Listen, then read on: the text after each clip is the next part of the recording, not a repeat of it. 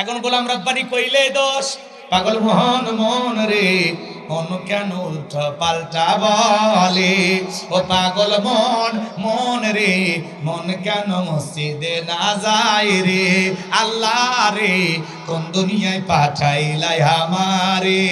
বর্তমানের নারী পুরুষ সমান সমান মাপ, লম্বা চুল কাটিয়া আবার মাথায় লাগাই ক্যাপ, আল্লাহ রে কোন দুনিয়ায় পাঠাইলাই আমারে।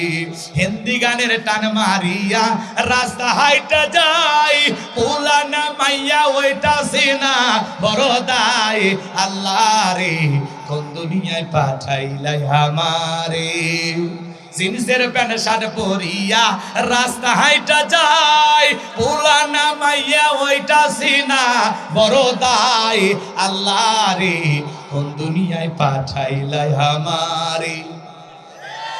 এ যুবক আসতে কইও, মহিলারা শুনলে মন খারাপ করে। তোমরা যে যুবক বলতে আমার লজ্জা লাগে, এ কথা ঠিক না বেটি? মন খারাপ করছো তোমরা? দিল লাগে তাকবীর, কানে পড়ছে দুল, কপালে পড়ছে টিপ। কাছে যদি যা বলেন বিলকিস আবা, কয় না আমি আবু, আছেন না? বুখারী শরীফের স্পষ্ট হাদিস, আল্লাহ রাসূল বলেছেন কোন পুরুষ যদি নারীর বেশ ধারণ করে আর কোন নারী যদি পুরুষের বেশ ধারণ করে, আল্লাহর লানত তাদের উপরে। কথা বলে ঠিক কিনা? এদেশের পোশাকের এত স্বাধীনতা আছে, যে যা খুশি পড়তেছে। মাঝে মাঝে তো পোশাক ছাড়াও মানুষ দেখা না। এরপরে আমার কিছু বোনেরা ঢাকা শহরে আন্দোলন করলো, পোশাকের স্বাধীনতা চাই। কেমন স্বাধীনতা? বলে দাদি নানি ব্লাউজ ছাড়া শাড়ি পরেছিল, আমরাও পড়তে চাই, আপত্তি করি নাই তো বোন। কথা কয় না। এখন দাদি নানি ব্লাউজ ছাড়া শাড়ি পরেছিল, তারা অভাবের কারণে পড়ুক আর গরমের কারণে পড়ুক। কোন দাদিকে বিশ্ব রোডে যা আন্দোলন করে বলেছিল আমি তোমার দাদি দেখে যাও শাড়ি পরেছি? আর বিশ্ব রোড মাকাবার গেছিল? কথা কয় নাকি আপনারা? লাফালাফি করবেন গেছিল বিশ্ব রোডে? দাদি নানি তো আমরা কখনো বিশ্ব রোডে আন্দোলন করতে দেখি না। তুমি কেন ব্লাউজ ছাড়া শাড়ি পরে আন্দোলন করো? দাদি নানি ওই 12 হাত শাড়ি দিয়া এমন কায়দায় মাথায় ঘোমটা দিয়ে থাকতো, পুরো শরীরটা ঢেকে রাখতো।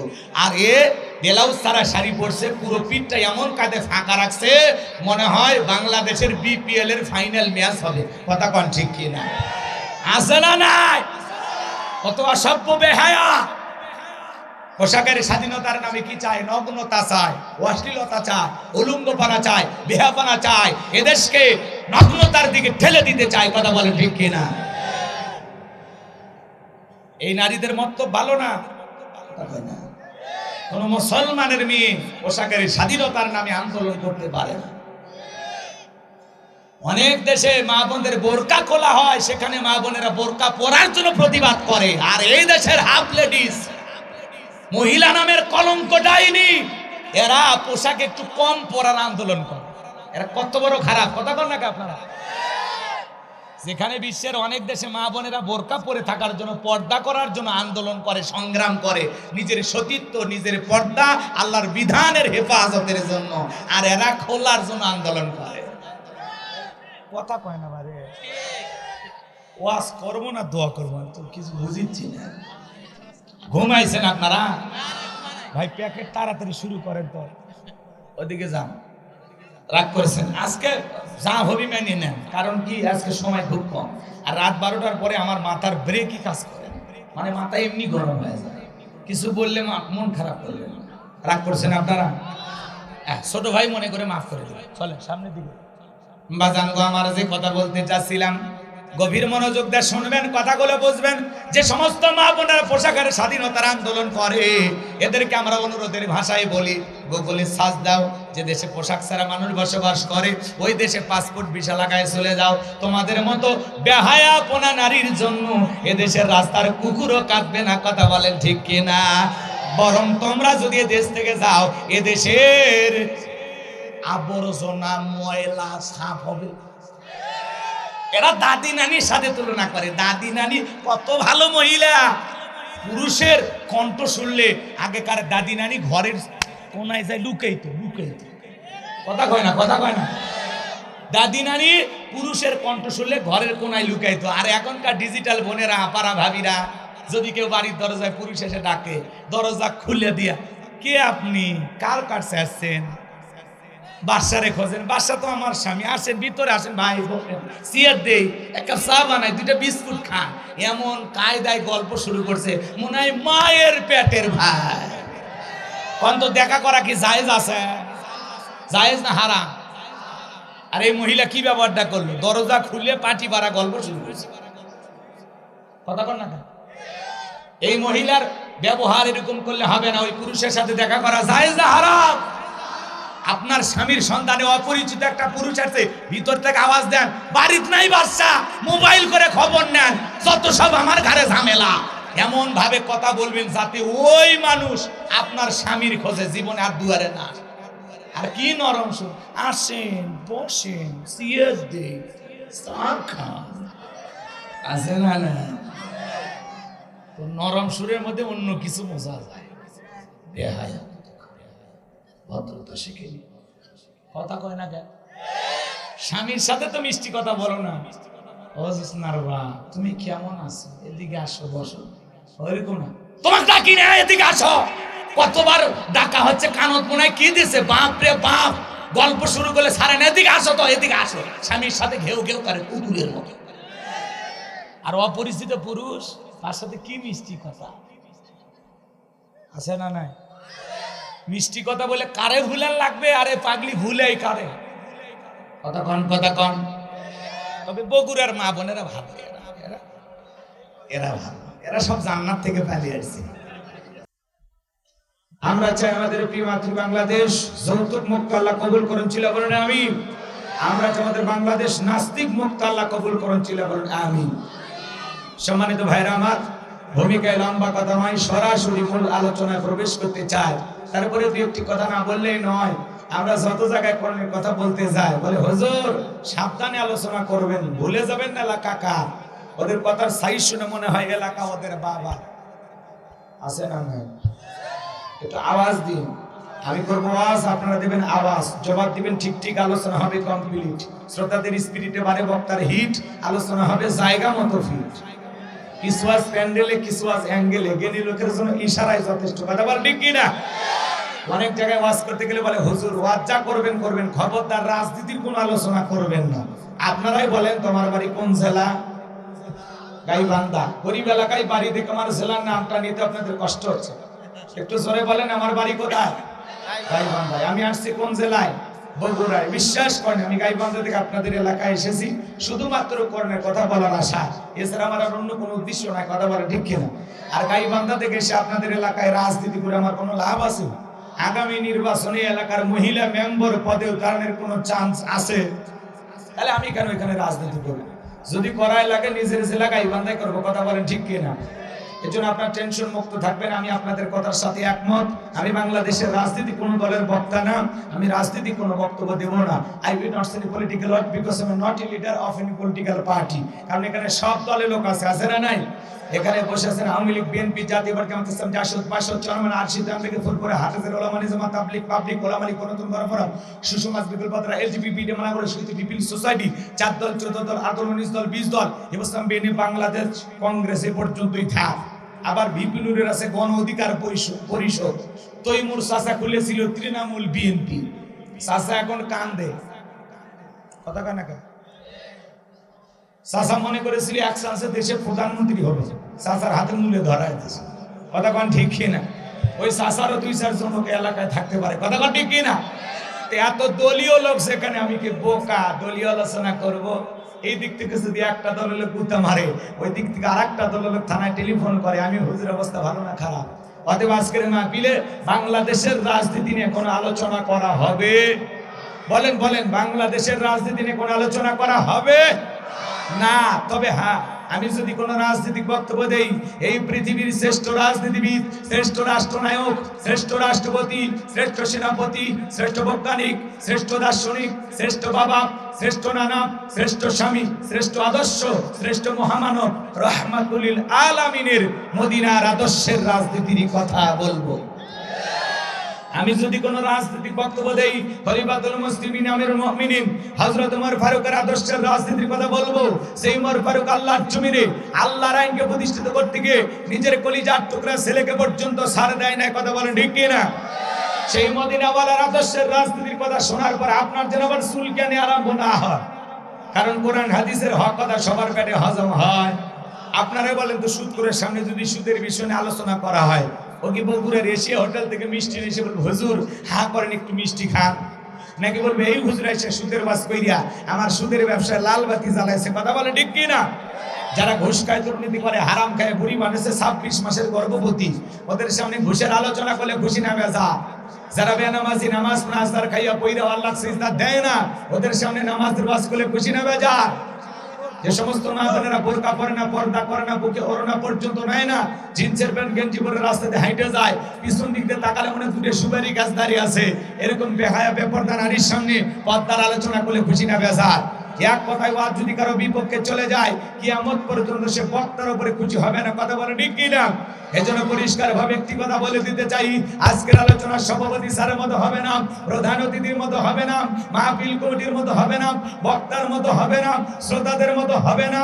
আল্লাহর কোরআন যা বলবে, গোলাম রব্বানি তাই বলবে। এতে কে খুশি কে বেজার ওইটা দেখার টাইম নাই। কথা বলেন ঠিক কি না?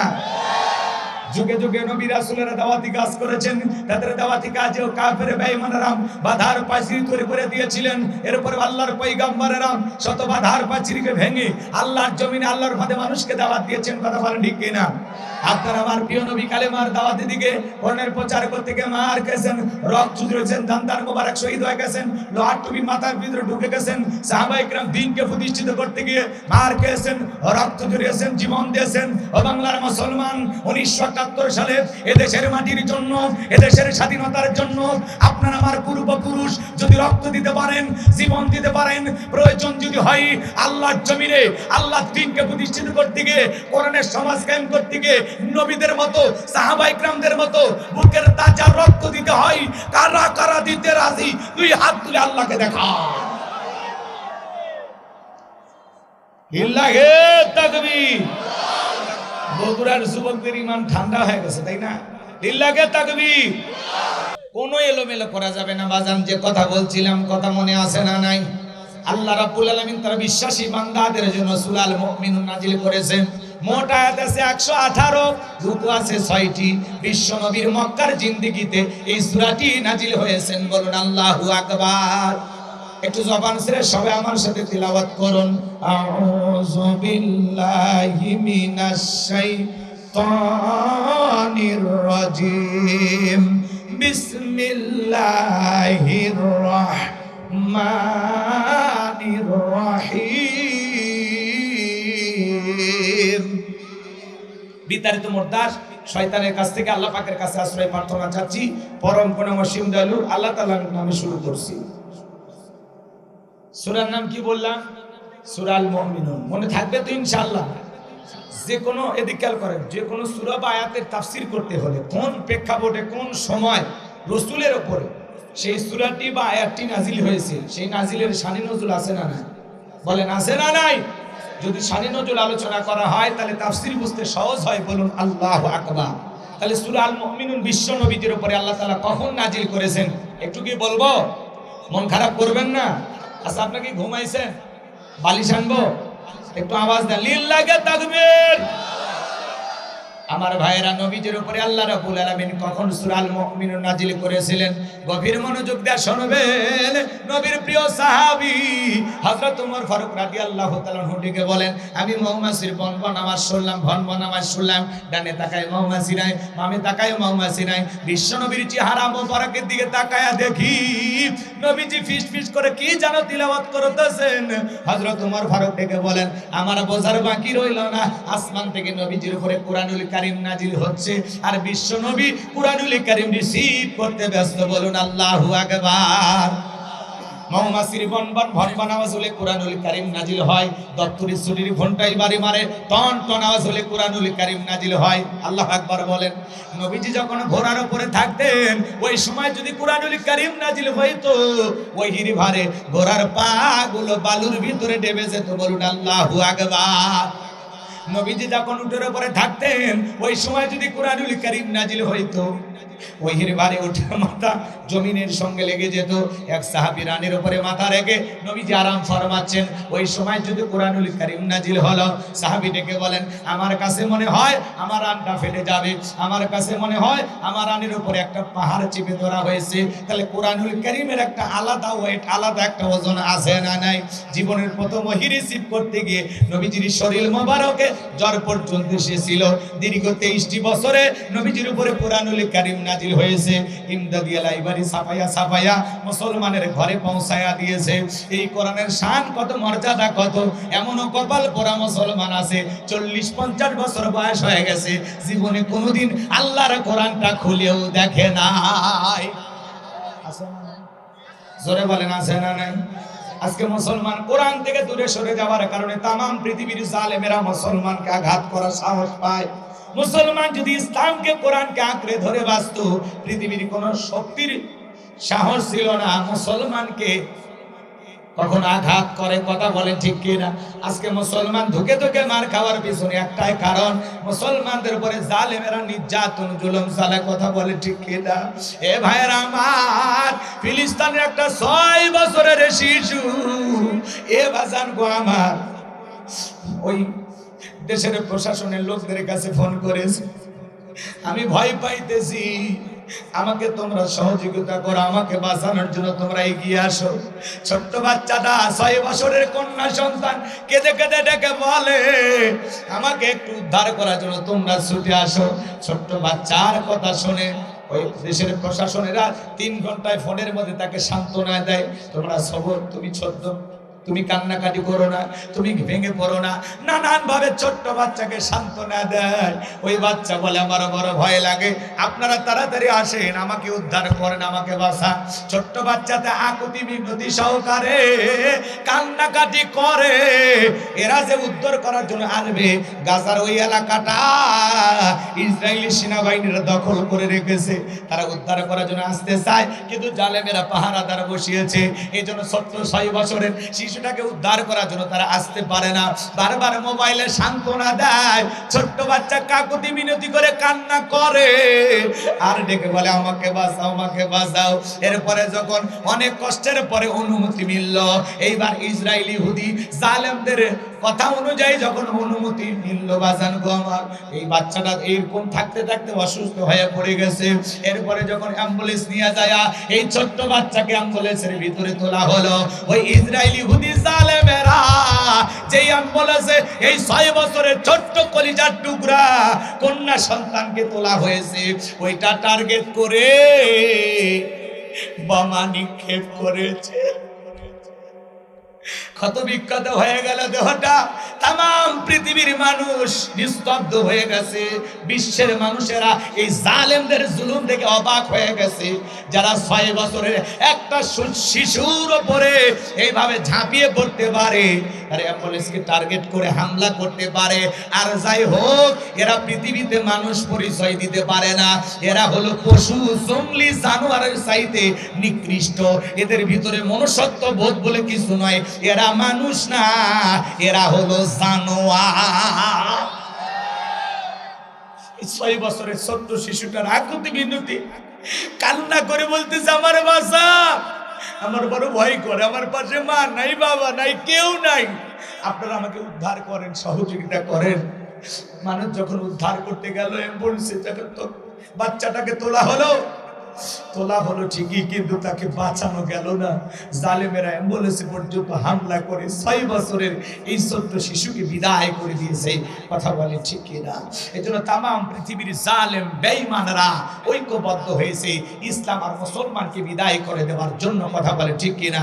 আজকে যারা ফিলিস্তিনের জমিনে ছোট্ট ছোট্ট 6 বছরের শিশুর রক্ত ঝরাইয়া যারা এইভাবে একটা ছোট্ট বাচ্চার করুণ আর্তনাদ তোমাদের কানে গেল না? যারা এই জুলুম করেছে, অত্যাচার করেছে, মনে রাখবা, আজ হোক কাল হোক, ওই জালেমেরা যতই জুলুম করুক না কেন, ওই জালেমদের পরিণতি নমরুদ ফিরাউনের চাইতেও খারাপ হবে। কথা বলেন ঠিক কিনা? জালেমদের জুলুম যত বাড়বে, মুসলমানদের বিজয় তত নিকটে। কথা বলেন ঠিক কিনা? কষ্ট নেবেন না বাজান গো, আমার সামনের দিকে যায়। যে কথা বলতে চাচ্ছিলাম, হযরত ওমর ফারুক ডেকে বলেন, নবীজির কুরআনুল কারীম রিসিভ করা শেষ হয়ে গেল, বিশ্ব নবী সাহাবায়ে কিরামদের যে মুখ ঘোরায় ডেকে বলেন, ও আমার সাহাবীরা, এই মাত্র আসমান থেকে জিবরাইল এসে আমার উপরে সূরা আল মুমিনুনের 10টি আয়াত কারিমা নাজিল করে জানায় দিয়ে গেলেন, নবী গো, এই 10টি আয়াতের ভিতরে আমার আল্লাহ রাব্বুল আলামিন তার আদরের মুমিন বান্দাদের জন্য 7টা বৈশিষ্ট্য নিয়ে আলোচনা করেছেন, 7টা গুণাবলী নিয়ে আলোচনা করেছেন। কোন মুমিন যদি এই 7টা গুণে গুণান্বিত হতে পারে, 7টা গুণ দিয়ে তার জীবনটাকে ঢেলে সাজাইতে পারে, আমার আল্লাহ রাব্বুল আলামিন বলেন, উলাইকা হুমুল ওয়ারিসুন الذين يرثون الفردوس هم فيها خالدون। আমার আল্লাহ রাব্বুল আলামিন বলেন, তারা উত্তরাধিকারী হবেন জান্নাতুল ফিরদাউসের, সেখানে তারা চিরকাল বসবাস করবেন। আল্লাহ কোনোদিন জান্নাত থেকে বের করে দেবেন না। কথা বলুন ঠিক কিনা? আমার ভাইরা গভীর মনোযোগ দিয়ে শোনেন, আমার আল্লাহ রাব্বুল আলামিন জানা দিলেন, তাদেরকে আমি আল্লাহ রাব্বুল আলামিন জান্নাতুল ফিরদাউসের উত্তরাধিকারী বানায় দেব। তারা জান্নাতের ফিরদাউসের ভিতরে বসবাস করবে। আল্লাহ কোনোদিন জান্নাত থেকে তাদেরকে বের করে দেবেন না। আপনাদের টার্গেট না জান্নাত না জাহান্নাম? কারা কারা জান্নাতে যেতে চান দুই হাত তুলে আল্লাহকে দেখান। আল্লাহ রাব্বুল আলামিন আমাদের সবাইকে জান্নাতুল ফেরদাউসের মেহমান হিসেবে কবুল করুন। জোরে বলুন আমিন। আরো জোরে বলেন আমিন। আরো একবার বলেন আমিন। এবার 7টা আঙ্গুল দেখান। বলেন তো, জান্নাতে যেতে হলে কয়টা গুণাবলী? 7টা গুণাবলী, 7টা বৈশিষ্ট্য, 7টা গুণ দিয়ে আমরা যেন আমাদের জীবনটাকে সাজাইয়া জান্নাতুল ফেরদাউসের মেহমান হতে পারি। আল্লাহ কবুল করে। জোরে বলেন আমিন। আরো জোরে বলেন আমিন। এলোমেলো করবো না, রাত অনেক গভীর হয়ে গেছে। বাজান গো, আমার গুনাহগারের কথাগুলো গভীর মনোযোগ দিয়ে শুনবেন। আমার আল্লাহ রাব্বুল আলামিন আদরের মুমিন কথা বলি, চেয়ারে বসেন, বসেন, চুপচাপ বসেন, সবাই বসেন, একটু বসেন ভাই, সবাই বসেন, বসেন, চাচামি বসো, বাবা বসো। এদিকে খেয়াল করেন বাজান গো, আমার 7টা গুণাবলী আল্লাহ রাব্বুল আলামিন জানা দিলেন, ভালো করে বোঝেন। বাবা মারা গেলে ওয়ারিশ সূত্রে সন্তান যেরকম বাবার সম্পত্তির ভাগ পায়, কোন মুমিন যদি এই 7টা বৈশিষ্ট্য, 7টা গুণ দিয়া নিজের জীবনটাকে সাজাইতে পারে, এই 7টা গুণাবলী আমল করতে পারে, আল্লাহ পাক তার নামে জান্নাতুল ফেরদাউসের ভিতরে জায়গা বরাদ্দ রাখবেন। বলুন আল্লাহু আকবার। এরকম কপাল আপনারা চান না? তাহলে মাত্র কয়টা? 7টা গুণাবলী আল্লাহ রাব্বুল আলামিন জানায় দিলেন। বিশ্বনবী সুন্দর করে সাহাবায়ে কিরামদেরকে তেলাওয়াত করে শোনায় দিলেন। আমার আল্লাহ বলেন, ক্বাদ ফালাহাল মুমিনুন। আমার আল্লাহ ডেকে বলেন, অবশ্যই মুমিনেরা সফল হয়েছে। অলরেডি মুমিনেরা সফল হয়েছে। সফল হয়েছে তারা ঈমান এনেছে যারা বলেন আল্লাহু আকবার। আমরা মনে করি ক্ষমতা থাকলে সফল, টাকা থাকলে সফল, পৃথিবীর সবাই চেনে জানে এরা বুঝি সফল। বর্তমানে পৃথিবীর সবচাইতে বড় নেতার নাম কি? আমেরিকার প্রেসিডেন্ট নাম কি? Joe Biden. আপনাদের এলাকায় একটা বাজার আছে, মনে করেন বাজান গো আমার মির্জাপুর বাজার। এই বাজারে আল্লাহর বান্দা তরি তরকারি বিক্রি করে, সবজি বিক্রেতা। আজান দেওয়ার পরে মাথা নত করে আল্লাহকে যদি সিজদা দেয়, পৃথিবীর বড় নেতা জো বাইডেনের চেয়ে এই ইমানদার সবজি বিক্রেতার দাম আল্লাহর কাছে কম না বেশি? ঈমান আছে যার, আল্লাহর কাছে দাম আছে তার। ঈমান নাই, আল্লাহর কাছে 4 পয়সা দাম নাই। কথা বলেন ঠিক না? পৃথিবী কাঁপান আরো বড় বড় লিডার আছে। রাশিয়ার প্রেসিডেন্ট নাম কি? পুতিন। উত্তর কোরিয়ার প্রেসিডেন্ট কাটিং মারা মাল কিম জং আছে না নাই? ভারতের দাদা। এরা যত বড় ক্ষমতা ধরুক না কেন, বাংলাদেশের একজন রিক্সা চালক, ভ্যান চালক, লোকটা যদি ইমানদার হয়, আজান দেওয়ার পরে মসজিদে গিয়ে মাথা নত করে আল্লাহকে সিজদা দেয়, এই পৃথিবীর বড় বড় নেতাদের চাইতে ওই ইমানদার আল্লাহওয়ালার বান্দার দাম আল্লাহর কাছে কম না বেশি? তার মানে কি বুঝলেন? ঈমান আছে যার, দাম আছে তার। ঈমানদাররা দুনিয়াতেও সফল, আখিরাতেও সফল। বেঈমানেরা ওদের ক্ষমতার মাতবাড়ি, দাম্ভিকতা, অহংকার দুনিয়াতে চলবে, মরার পরে সবগুলোকে পিটাইয়া আল্লাহ জাহান্নামে ফেলে দেবে। বেঈমানদের দাম দুনিয়াতে থাকতে পারে, লাফালাফি করতে পারে, অহংকার করতে পারে, মাতবাড়ি করতে পারে, কিন্তু মরণের পরে ওদের কোনো দাম। সবগুলো পিটাইয়া কই দেবেন? সবগুলোকে পিটাইয়া কই দেবে? জাহান্নামে। আর ইমানদারেরা দুনিয়াতেও সফল, আখিরাতেও সফল। ইমানদাররা এদিকে খেয়াল করেন, ভালো করে বোঝেন। ইমান আছে যার, আল্লাহর কাছে দাম আছে তার। ইমান নাই, টাকা থাকলেও দাম নাই, ক্ষমতা থাকলেও দাম নাই, পৃথিবীর সবাই চেনে জানে সুপারস্টার, নায়ক, গায়ক হইয়াও দাম নাই। কথা কয় না? যুবক তোমরা মন খারাপ করছো ময় না? একটু অপেক্ষা করো, সামনের দিকে যাই। যে কথা বলতে চাচ্ছিলাম, গভীর মনোযোগ দিয়ে কথাগুলো বোঝার চেষ্টা করবেন। আমার আল্লাহ রাব্বুল আলামিন বলেন, ক্বাদ আফলাহাল মুমিনুন, অবশ্যই মুমিনেরা সফল হয়েছে। অলরেডি মুমিনেরা সফল হয়েছে। সফল হয়েছে তারা, ঈমান এনেছে যারা। চেহারা কালো হোক, ফর্সা হোক, লম্বা হন, খাটো হন, ধনী হন, গরিব হন, নেতা হন আর জনগণ হন, তাতে কোনো সমস্যা নাই। আপনার ঈমান আছে, আল্লাহর কাছে আপনার দাম আছে। ঈমান নাই, আল্লাহর কাছে আপনার 4 পয়সাও দাম নাই। তাহলে সহজ কথাই বলি, ঈমান এনেছে যারা, সফল হয়েছে তারা। বলতে পারবেন না? বলেন ঈমান এনেছে যারা, বলেন বলেন ঈমান এনেছে যারা, সফল হয়েছে তারা। আল্লাহ কবুল করে, জোরে বলেন আমিন। বাজান গো আমার, গভীর মনোযোগ দিয়ে শুনবেন। ছোট্ট একটা প্রশ্ন আপনাদের করি। একটা অমুসলিম, ভালো করে বুঝবেন, জোহরের নামাজের পূর্বে ঈমান গ্রহণ করেছে, ওই ব্যক্তির উপরে জোহরের নামাজ পড়া কি? আরেকটু জোরে বলেন। এই যে আপনারা চমৎকার বোঝেন, একজন অমুসলিম যদি জোহরের নামাজের পূর্বে ঈমান গ্রহণ করে, ওই ব্যক্তির উপরে জোহরের নামাজ পড়া ফরজ। কথা বলে ঠিক কি না? তাহলে মুমিনদের 7টা বৈশিষ্ট্য, 7টা গুণাবলী নিয়ে আল্লাহ তাআলা আলোচনা করলেন। আমার আল্লাহ রাব্বুল আলামিন 1 নাম্বার সালাত দিয়ে শুরু করলেন। বলেন আল্লাহু আকবার। মুমিন জীবনের সবচাইতে গুরুত্বপূর্ণ ইবাদতের নাম হলো সালাত। কথা বলেন ঠিক কি না? কিয়ামতের ময়দানে সর্বপ্রথম সালাতের হিসাব হবে। কথা বলেন ঠিক কি না? তাহলে মুমিন মানার 7টা বৈশিষ্ট্য, 7টা গুণাবলী কি কি? 1 নাম্বার, আল্লাযীনা হুম ফি সালাতিহিম খাশিউন। আরো জোরে বলেন আল্লাহু আকবার।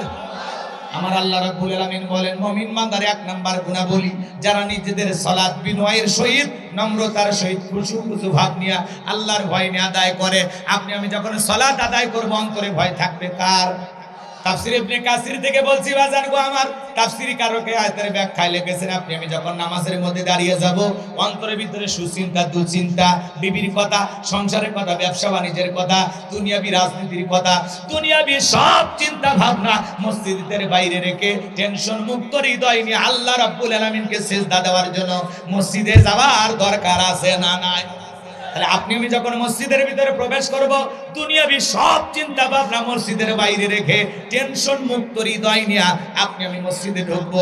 আপনি আমি যখন সালাত আদায় করার জন্য মসজিদে দাঁড়িয়ে যাব, অন্তরে ভয় থাকতে হবে কার?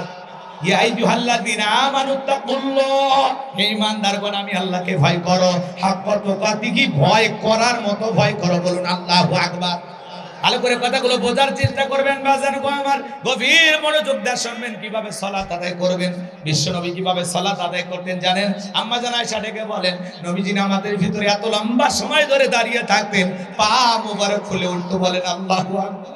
আম্মা জান আয়েশা ডেকে বলেন, নবীজি এত লম্বা সময় ধরে রুকু করতেন, সিজদা করতেন, মাঝে মাঝে মনে হয় বিশ্বনবী আর কোনোদিন সিজদা থেকে মাথা উঠাবেন না। বলুন আল্লাহু আকবার। সাহাবা ইকরাম যখন মরুভূমিতে সালাত আদায় করার জন্য দাঁড়িয়ে যেতেন, ওই মরুভূমির পাখিগুলো খেজুর গাছ মনে করে সাহাবীদের কাঁধের উপরে, মাথার উপরে বসে থাকতো। বিশ্বনবীর সাহাবীরা সালাতে এত মনোযোগ, কাঁধে পাখি পরে থাকে, মাথায় পাখি পরে থাকে, তারপরেও তারা টের পাইতো না। বলেন আল্লাহু আকবার। আর আপনি আমি একটা মশা বললে এই হাত আগে মশা মারে, তারপরে নামাজ ধরে, আছে না নাই?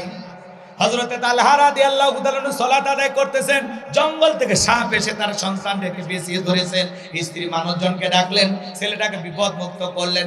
হযরতে তালহা নামাজ শেষে জিজ্ঞাসা করে বিবিরে, বাড়িতে এত মানুষজন, ব্যাপারটা বুঝতে পারলাম না। ডেকে বলে, স্বামী গো, আপনি যখন নামাজের মধ্যে দাঁড়িয়ে গেছেন, জঙ্গল থেকে সাপ এসে সন্তানটাকে বেঁচিয়ে ধরেছিল, আমি মানুষজনকে ডাকলাম, ছেলেটাকে বিপদ মুক্ত করলাম, এত ঘটনা আপনার চোখের সামনে ঘটে গেল, আপনি কি কিছুই বলতে পারেন নাই? হযরতে তালহা বলে, বিবি রে, নামাজের মধ্যে মন যদি এদিক সেদিক চলে যায়, তাহলে নামাজ তো আর নামাজ থাকে না। আল্লাহু আকবার। সাহাবায়ে কেরামদের নামাজের মনোযোগ কত গভীর দেখছে। আর আপনি আমি নামাজ পড়ি শেরপুর, মন চলে যায় বগুড়া শহরে, নিউ মার্কেট। কথা কয় না? আপনি নামাজ পড়বি রইল, মন চলে যায় ভারতের বর্ডারে, আছে না নাই? নামাজের ভিতরে দাঁড়াইয়া দুনিয়াবি এত চিন্তা ভাবনা, মাঝে মাঝে মনে হয় সিজদা 2টা দিলাম না 3টা দিলাম, তাও মনে থাকে না। মাঝে মাঝে নামাজের ভিতরে দুনিয়াবি এত চিন্তা ভাবনা, দুনিয়াবি এত কথা, মাঝে মাঝে মনে হয় নামাজ 2 রাকাত পড়লাম না 3 রাকাত পড়লাম, তাও ভুলে যাই, আছে না নাই? আমাদের পাগল মন খালি ছটপট করে, তিরিং বিরিং করে, লাফালাফি করে। একটা গবেষণায় বলা হয়েছে বাংলাদেশের এমনও কিছু মুসল্লি আছে যাদের মন নামাজের ভিতরে 8 সেকেন্ডও স্থির থাকে না। আমাদের মন বড় অস্থির, বড় উতালা, কথা কয় না।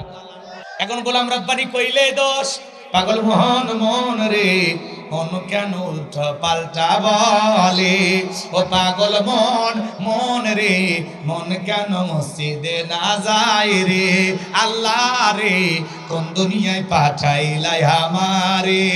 বর্তমানের নারী পুরুষ সমান সমান মাপ, লম্বা চুল কাটিয়া আবার মাথায় লাগাই ক্যাপ, আল্লাহ রে কোন দুনিয়ায় পাঠাইলাই আমারে। হিন্দি গানের টান মারিয়া রাস্তা হাইটা যাই, পুলানা মাইয়া ওইটা সিনা বড় দায়, আল্লাহ রে কোন দুনিয়ায় পাঠাইলাই আমারে। জিন্সের প্যান্ট শার্ট পরিয়া রাস্তা হাইটা যায়, পুলানা মাইয়া ওইটা সিনা বড় দায়, আল্লাহ রে কোন দুনিয়ায় পাঠাইলাই আমারে। এ যুবক আসতে কইও, মহিলারা শুনলে মন খারাপ করে। তোমরা যে যুবক বলতে আমার লজ্জা লাগে, এ কথা ঠিক না বেটি? মন খারাপ করছো তোমরা? দিল লাগে তাকবীর, কানে পড়ছে দুল, কপালে পড়ছে টিপ। কাছে যদি যা বলেন বিলকিস আপা, কয় না আমি আবু, আছেন না? বুখারী শরীফের স্পষ্ট হাদিস, আল্লাহ রাসূল বলেছেন কোন পুরুষ যদি নারীর বেশ ধারণ করে আর কোন নারী যদি পুরুষের বেশ ধারণ করে, আল্লাহর লানত তাদের উপরে। কথা বলে ঠিক কিনা? এদেশের পোশাকের এত স্বাধীনতা আছে, যে যা খুশি পড়তেছে। মাঝে মাঝে তো পোশাক ছাড়াও মানুষ দেখা না। এরপরে আমার কিছু বোনেরা ঢাকা শহরে আন্দোলন করলো, পোশাকের স্বাধীনতা চাই। কেমন স্বাধীনতা? বলে দাদি নানি ব্লাউজ ছাড়া শাড়ি পরেছিল, আমরাও পড়তে চাই, আপত্তি করি নাই তো বোন, কথা কয় না। এখন দাদি নানি ব্লাউজ ছাড়া শাড়ি পরেছিল, তারা অভাবের কারণে পড়ুক আর গরমের কারণে পড়ুক। কোন দাদি কি বিশ্ব রোডে যা আন্দোলন করে বলেছিল আমি তোমার দাদি দেখে যাও শাড়ি পরেছি? আর বিশ্ব রোড মাকাবার গেছিল, কথা কয় নাকি আপনারা? লাফালাফি করবেন গেছিল বিশ্ব রোডে? দাদি নানি তো আমরা কখনো বিশ্ব রোডে আন্দোলন করতে দেখি না। তুমি কেন ব্লাউজ ছাড়া শাড়ি পরে আন্দোলন করো? দাদি নানি ওই 12 হাত শাড়ি দিয়া এমন কায়দায় মাথায় ঘোমটা দিয়ে থাকতো, পুরো শরীরটা ঢেকে রাখতো। আর এ ব্লাউজ ছাড়া শাড়ি পরছে, পুরো পিঠটা এমন কাঁধে ফাঁকা রাখছে, মনে হয় বাংলাদেশের বিপিএল এর ফাইনাল ম্যাচ হবে। কথা কন ঠিক কিনা? আছে না নাই? কত অসভ্য বেহায়া!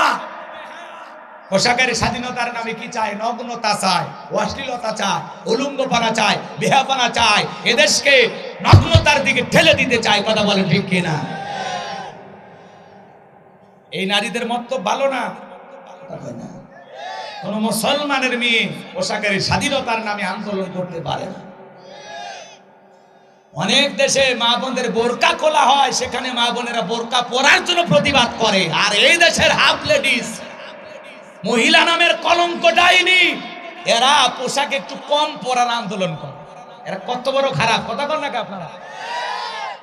যেখানে বিশ্বের অনেক দেশে মা বোনেরা বোরকা পরে থাকার জন্য, পর্দা করার জন্য আন্দোলন করে, সংগ্রাম করে, নিজের সতীত্ব, নিজের পর্দা, আল্লাহর বিধানের হেফাজতের জন্য, আর এরা খোলার জন্য আন্দোলন করে।